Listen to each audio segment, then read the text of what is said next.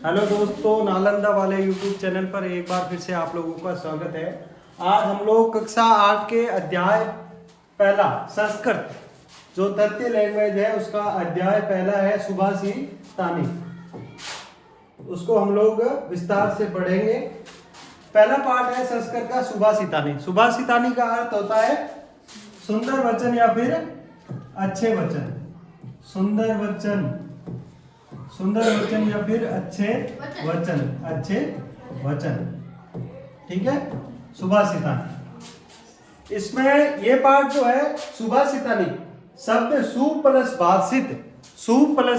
भाषित इन दो शब्दों के मेल से संपन्न होता है।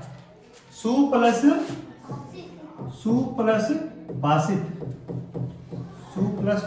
भाषित इन दो शब्दों के मेल से इन दो शब्दों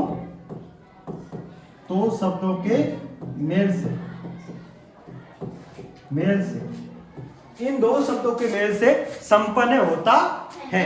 ठीक है, सु का अर्थ है सुंदर या मधुर तथा भाषित का अर्थ है वचन। सु का अर्थ क्या है? सुंदर या मधुर। सु का अर्थ है सुंदर तथा मधुर। और भाषित का अर्थ होता है वचन। क्या होता है? वचन।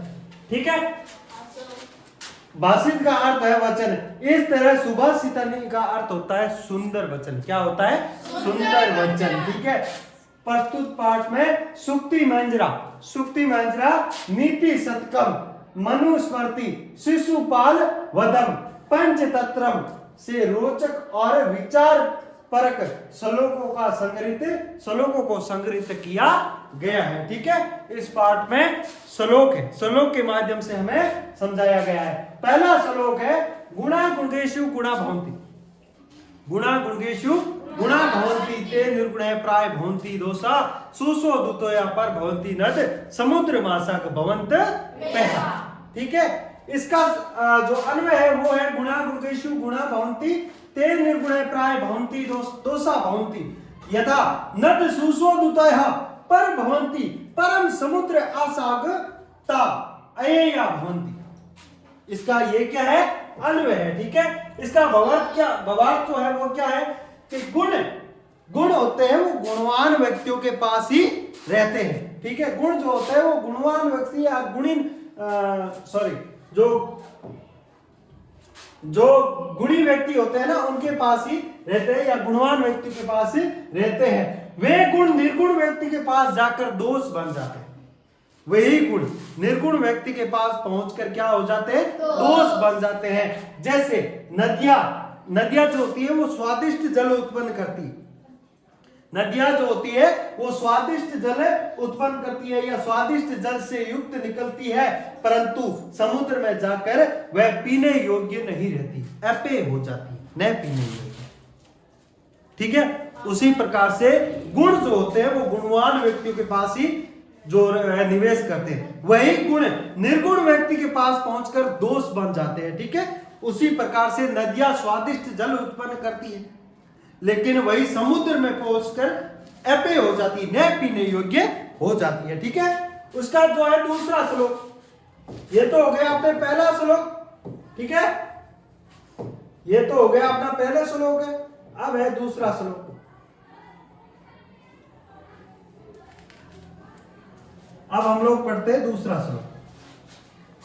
हाँ, अब ध्यान दो। दूसरा श्लोक है साहित्य संगीत कला विहीन साक्षात पशु पुष्प विषाणहीन तर्णम न खादपि जीवमान तद भाग्यम परम पशुना।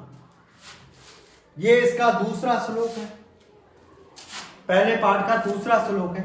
और इसका जो अन्वय है वो है साहित्य संगीत कला विहीन जन पुष्प विषाणहीन साक्षात पशु अस्ति तर्णम न खादति अपि जीवमान अस्ति इदम तद पशु नाम परम भाग देह अस्ति। ये इसका श्लोक अन्वय है, सॉरी, इस श्लोक का। और इसका जो है भावार्थ है वो है साहित्य और संगीत, साहित्य संगीत और कला से रहित व्यक्ति, साहित्य संगीत और कला से रहित व्यक्ति, रहित व्यक्ति बिना पूंछ, बिना पूंछ, बिना पूंछ और सींग वाला साक्षात पशु। साहित्य संगीत और कला से रहित व्यक्ति बिना पूंछ और सींग वाला पशु होता है ना, पशु के सींग वाला पशु के समान होता है, ठीक है। घास न खाता हुआ भी, घास न खाता हुआ भी जीवित है, घास न खाता हुआ भी जीवित है, यह उन पशुओं का परम सौभाग्य है, ठीक है। अगर मनुष्य घास खा लेता तो पशुओं के लिए क्या बचता? कुछ बचता? नहीं सर। हाँ, कुछ भी नहीं बचता। इतना लालची होता है मनुष्य, ठीक है। ये तो पशुओं का सौभाग्य है, ये तो पशुओं का सौभाग्य है कि मनुष्य घास नहीं खाता, घास और तिनका नहीं खाता, नहीं तो पशुओं के लिए कुछ भी नहीं बचता, ठीक है। ये हो गया दूसरा श्लोक। अब है तीसरा श्लोक। तीसरा श्लोक है अपने लुब्धस्य नश्यन्ति यस्य नष्ट क्रिया कुलम तर्पणस्य धर्मः विदा फलम वैस्तीन कर्पणस्य शोक्यम राज्यम राज्यम पर्वत सचिवस्य नराधिपस्य। ये इसका तीसरा श्लोक। इस श्लोक का जो है अन्वय है लुब्धस्य यस्य पिशुनस्य मैत्री नष्ट क्रियस्य कुलम अर्थपरस्य धर्मः वैस्तीन विदा फलम कर्पणस्य शोक्यम परमत सचिवस्य नराधिपस्य राज्यम च नश्यति। ये इसका क्या है? अन्वय। और इसका जो है भावार्थ जो है वो देखिए, लालची व्यक्ति का यश चुगलखोर की मित्रता, लालची व्यक्ति का यश चुगलखोर की मित्रता, आक्रमणीय व्यक्ति का वंशज, आक्रमणीय व्यक्ति का वंशज, और धन के लोभी का धर्म, बुरी लत वाले का विजा का फल, कंजूस का सुख, और आलसी व्यक्ति का, आलसी मंत्री वाला राजा के राज्य भी नाश हो जाते हैं, ठीक है। लालची व्यक्ति का यश, चुगलखोर की मित्रता, इनके ऊपर ध्यान देना थोड़ा। मित्रता, आक्रमणीय व्यक्ति का वंशज, और धन के लोभी का धर्म, बुरी लत वाले का विधा का फल, बुरी लत वाले का विधा का फल, कंजूस का सुख, और आलसी मंत्री वाले राजा के राज्य नष्ट हो जाते हैं। इसके बाद है अगला श्लोक, कौन सा है? चौथा है ना? हाँ, चौथा ध्यान दो। पित्वा रसम तु कुटुम, पित्वा रसम तु कुटुम्बकम मधुरम समानम माधुर्यमेव जन्येन मधुमक्षिकाक्षो संतस्थेव समसज्जन दुर्जन नाम श्रुत्वा वचः मधुर सुक्त रस सज्जन्ति। यह इसका चौथा श्लोक है। और इसका जो है अन्वय जो है उसके ऊपर ध्यान दो। अन्वय है यथा असो मधुमक्षिका तु कटुम्बकम मधुरम वा रसम समानम पित्वा माधुर्यमेव एवं जन्यमेव तथैव संत सज्जना नाम दुर्जना नाम वचः श्रुत्वा मधु सुक्त रस एवं सर्जन्ति। ठीक है, ये जो है इसका क्या है? अन्वय है। क्या है? अन्वय है। इसमें क्या बोलती है इस श्लोक में? इसका हिंदी भावार्थ क्या है? इसमें कहना चाहता है ये मधुमक्खी होती है ना, मधुमक्खी कड़वा अथवा मीठा रस समान रूपी से पीकर मीठे रस का ही निर्माण करती है। उसी प्रकार से संत लोग सज्जन और दुर्जन लोगों की बातें समान रूप से सुनकर मधुर मीठी वाणी का ही निर्माण करते हैं। मधुमक्खियां होती है वो मीठे पत्ते, मीठा रस होता है उसको भी इकट्ठा करती है, और कड़वे कड़वे पत्ते होते हैं ना, उन दोनों को इकट्ठा करती है। दोनों को इकट्ठा करके वो जो है मीठा रसी उत्पन्न करती, मीठा रसी बनाती। उसी प्रकार से जो सज्जन व्यक्ति होते हैं ना, बड़े लोग, सज्जन व्यक्ति, वो दुर्जन लोगों की बात, कड़वी बातें, कड़वी हो चाहे मीठी हो, बातें सुनकर एकदम शांतपूर्ण रूप से ही व्यवहार करते हैं, किसी प्रकार से गाली गलौच नहीं करते। ठीक है, इसके बाद अगला श्लोक देखो। विहाय पुरुषम यो ही देव मेवाव नमवते प्रसाद सिंहवते तस्य मूर्धनि तिष्ठन्ति वायसा। ये अगला श्लोक है 5वां। ठीक है, कौन सा है? 5वां श्लोक है ये। ठीक है, 5वां श्लोक। इसमें अन्वय क्या है? इसका अन्वय जो है यो ही यो पौरुषम विहाय देवमेव अवलंबते प्रसाद सिंहवते तस्य मूर्धनि वायसा तिष्ठन्ति। ठीक है, यह इसमें है। इसका भावार्थ जो है, जो व्यक्ति परिश्रम को छोड़कर केवल भाग्य पर ही आश्रित रहता है, जो व्यक्ति परिश्रम को छोड़कर केवल भाग्य के ऊपर ही आश्रित रहता है, वह महल के बाहर एक राजा की मूर्ति लगी होती है ना, महल के बाहर राजा की मूर्ति लगी रहती है, उसके ऊपर जैसे कोआ बैठा रहता है ना, उसी के समान होता है। ठीक है, जो व्यक्ति परिश्रम को छोड़कर केवल भाग्य के ऊपर ही सहारा लेता है या आश्रित रहता है, उस व्यक्ति की स्थिति महल में बने हुए शेर के तरह हो जाती है, जिसके सिर पर कोए बैठते हैं, या सिंह की जो मूर्ति होती है ना, उसके समान, जिसके ऊपर सिर्फ कोई बैठते हैं। ठीक है, उसका कुछ भी नहीं हो सकता। इसलिए हमें सिर्फ अपने भाग्य के ऊपर आश्रित नहीं रहना है, परिश्रम करना है, मेहनत करनी है। ठीक है, अगला है आपके पुष्प पत्र फल छाया मूल वलकल दारू। पुष्प पत्र फल छाया मूल वलकल दारू भी धन्य मही हुआ ऐसा विमुखे यान्ति नार्ति। पुष्प पत्र फल छाया मूल वलकल दारू भी धन्य मही हुआ ऐसा विमुखे यान्ति नार्ति। ठीक है, इसका जो है अपने जो अन्वय है वो है पुष्प पत्र अन्वय, पुष्प पत्र फल छाया, फल छाया, पुष्प पत्र फल छाया मूल हटावा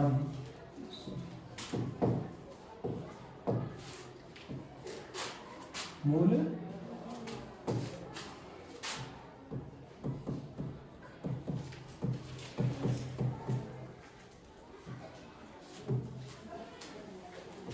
मूल वलकल दारू भी। ठीक है, पुष्प पत्र फल छाया मूल वलकल दारू भी, पुष्प पत्र फल छाया मूल वलकल दारू भी महिरुआ महिरुआ महिरुआ धन्य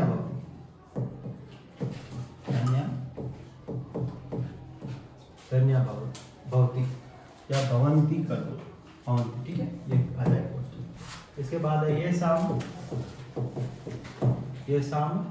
आर्थिन, ये शाम आर्थिन है, विमुख है नहीं आती,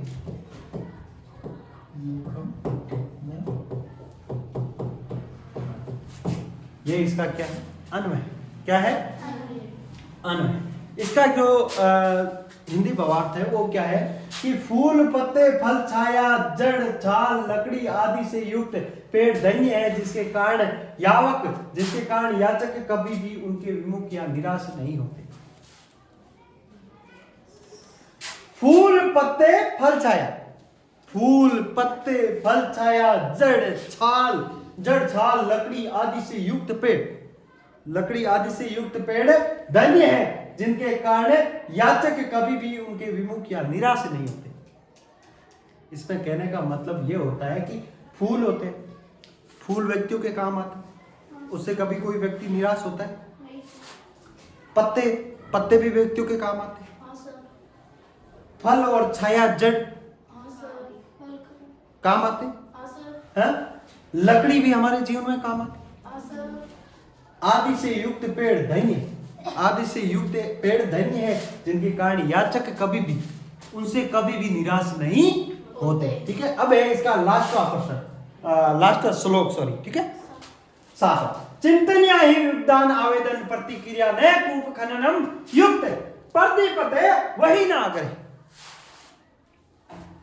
इसका जो है अन्वय जो है वो है विद्वान वित्तान आदावेव ही प्रतिक्रिया चिंतनिया गृह वधवैदिना प्रतित्ते कुप गणनम न युक्तम। इसका जो हिंदी भावार्थ है वो ये होगा कि विपत्ति आने से पहले, विपत्ति आने के पहले ही उसका समाधान ढूंढ लेना चाहिए। विपत्ति आने से पहले ही उसका समाधान हमें ढूंढ लेना चाहिए। विपत्ति आने के बाद उसका समाधान ढूंढना उतना ही अनुचित है जैसे घर में आग लग जाने पर कुआं खोदना। अगर हमारे जीवन में कोई विपत्ति आ रही है तो उससे पहले ही हमें उसका समाधान ढूंढ लेना चाहिए, ठीक है। उसके बाद समाधान ढूंढने का क्या मतलब? फिर तो वैसा ही हुआ कि हमारे घर में आग लगी है, आग लगने के बाद हम लोगों ने सोचा अरे हमें तो कुआं खोदना, हाँ ठीक है। ये अपने हो गए 7 श्लोक और उनके भावार्थ, ठीक है। उसके जो शब्दार्थ है वो गुणगेशु, गुणगेशु यानी गुणियों में, सुशोधितया यानी स्वादिष्ट जल, पर भवंती यानी निकलती है या उत्पन्न होती है, ठीक है। समुद्र मासाक यानी समुद्र में मिलकर या पर पहुंचकर, फिर भवंत पे यानी पीने योग्य नहीं, फिर विषाणहीन यानी सींग के बिना, फिर है आपके खादन पी यानी खाते हुए, जीवमान यानी जिंदा रहते हुए, फिर है पिसुनशी यानी चुगलखोर या चुगली करने वालों की, उसके बाद है वैष्णीन यानी बुरी लत वाले की, और उसके बाद है नराधिपति यानी राजा का की, राजा का, राजा की या राजा, ठीक है। उसके बाद है प्रश्न उत्तर, ठीक है। प्रश्न उत्तर है उसके बाद देखो,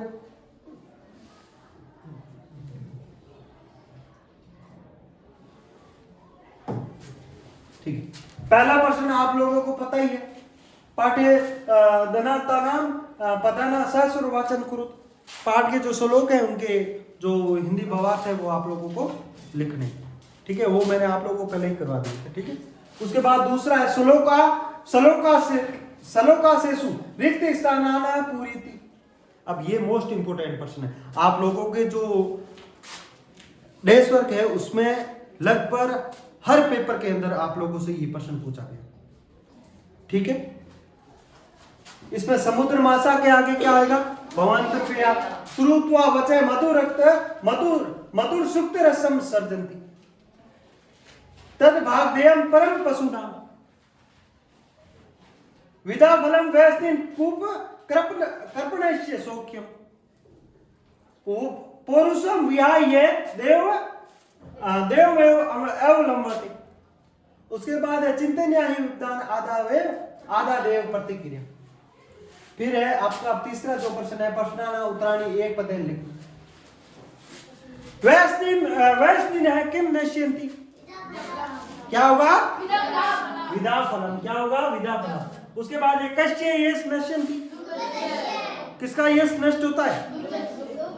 हाँ, लोभ का, ठीक है। लुब्धस्य। मधुमक्षिका की जनयति, माधुर्य। फिर है मधुर सुक्त रसम के सर्जन्ति, फिर आर्तिम के भी विमुखा नहीं आंती, ठीक है। उसके बाद है अधोलिखित तद भव सताना करते पाठात चित्वा संस्कृत पदानी लिखत, ठीक है। यहाँ पे कदूस है और यहाँ पे कर्पण है। कड़वा का क्या होगा? क्या होगा? कुटुम्बकम। पूंछ का? लोभी का? लुब्ध। मधुमक्खी का? मधुमक्षिका। और तिनका का? तैनम, ठीक है। उसके बाद है पांचवा प्रश्न, ध्यान दो। हाँ, पांचवा प्रश्न अधोलिखितानि वाक्येषु कर्त पदम क्रिया पदम चित्वा और लिखित्वा। इसमें आप लोगों को क्या करना है? देखो वाक्य लिए हुए है, पहले उसमें कर्ता और क्रिया दोनों को लिखना। पहले आपको लिखना है कर्ता प्लस क्रिया, कर्ता प्लस क्रिया दोनों लिखनी, कर्ता और क्रिया दोनों चीजें लिखनी है। पहला देखो आप ध्यान दो, इसमें दे रखा है, पहला वाक्य दे रखा है संत सदा मधुर सुक्त रसम सर्जन्ति। इसका जो कर्ता होगा वो संत होगा और क्रिया होगी वो सर्जन्ति होगा। उसी प्रकार से निर्गुण है प्राय भवंती दोषा, इसमें जो कर्ता है वो दोषा होगा और क्रिया जो है वो भवंती होगा। उसके बाद है गुणकेशु गुणा भवंती, उसमें गुणा करता है और क्रिया जो है वो भवंती होगा। ठीक है, उसके बाद अगला ध्यान दो।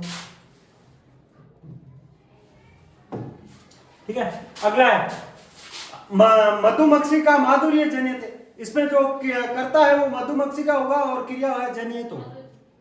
उसके बाद है पिशु नशी मैत्री यश नश्यंती, मैत्री जो है क्रिया करता होगा और क्रिया जो है वो नश्यंती होगा।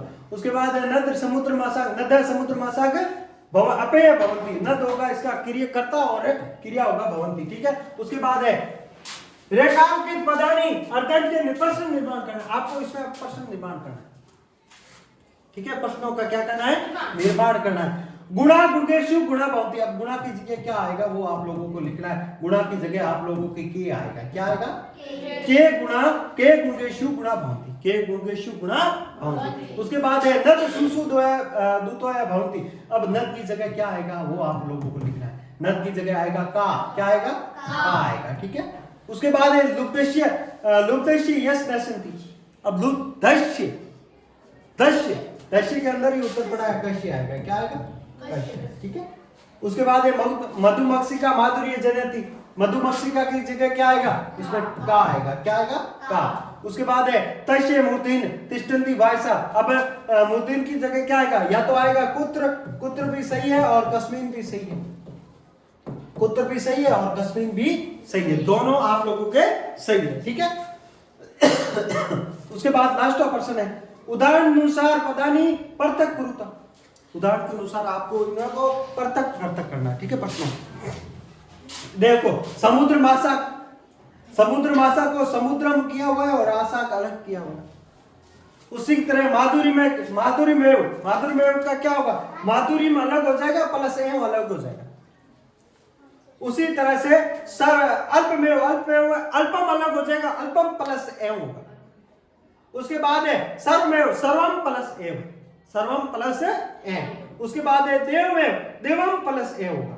उसके बाद है महात्म नाम मुक्ति, तो उसमें होगा महात्म नाम प्लस उक्ति होगा, महात्म नाम प्लस उक्ति हो जाएगा। ठीक है, उसी प्रकार से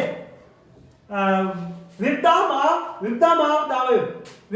प्लस आदो प्लस एम, विद्याम प्लस आदो प्लस एम। ठीक है, ये हो गए इसके।